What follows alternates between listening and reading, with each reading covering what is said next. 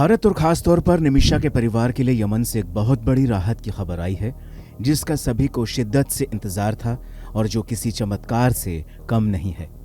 केरल की रहने वाली नर्स निमिषा प्रिया को यमन में मिली मौत की सजा अब रद्द कर दी गई है। इस बात की जानकारी भारत के ग्रैंड मुफ्ती कंथापुरम एपी अबू बकर मुसलियार के कार्यालय ने एक बयान के जरिए दी है। हालांकि उन्होंने ये भी साफ किया है कि यमन सरकार से अब तक इसकी आधिकारिक और लिखित पुष्टि नहीं मिली है, फिर भी यह भारत के लिए एक बड़ी कूटनीतिक और मानवीय जीत मानी जा रही है। निमिषा प्रिया का मामला साल 2018 से ही अंतर्राष्ट्रीय मीडिया और मानवाधिकार संगठनों की नज़र में बना हुआ था। निमिषा के ऊपर अपने यमनी business partner Talal Abdo Mehdi की हत्या करने और फिर उसके शव के टुकड़े टुकड़े कर देने का आरोप था। कहा गया कि 2017 में उन्होंने मेहदी को बेहोश करने की कोशिश की ताकि वो अपना पासपोर्ट वापस ले सकें, जो मेहदी ने जब्त कर लिया था।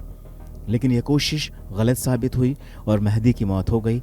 इसके बाद निमिषा को गिरफ्तार किया गया और 2018 में यमन की अदालत ने उन्हें हत्या का दोषी ठहराया। 2020 में उन्हें मौत की सजा सुनाई गई। निमिषा मूल रूप से केरल के पलक्कड़ जिले से हैं और 2008 में काम की तलाश में यमन गई थीं। वहां उन्होंने तलाल अब्दो मेहदी नाम के व्यक्ति के साथ मिलकर एक क्लिनिक खोला था, लेकिन समय के साथ उनके संबंध बिगड़ने लगे।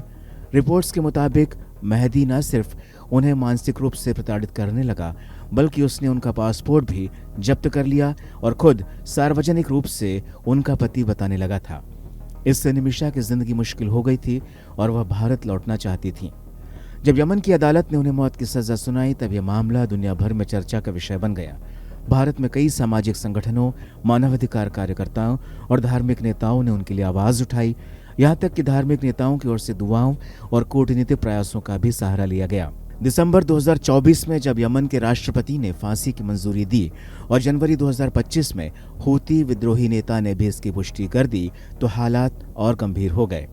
लेकिन अब जुलाई 2025 में ग्रैंड मुफ्ती के कार्यालय की ओर से जानकारी सामने आई है कि यमन की राजधानी सना में हुई एक उच्च स्तरीय बैठक के बाद निमिषा की मौत की सजा को पूरी तरह से रद्द कर दिया गया है। हालांकि अंतिम मुहर यमन सरकार की आधिकारिक पुष्टि के बाद ही लगेगी।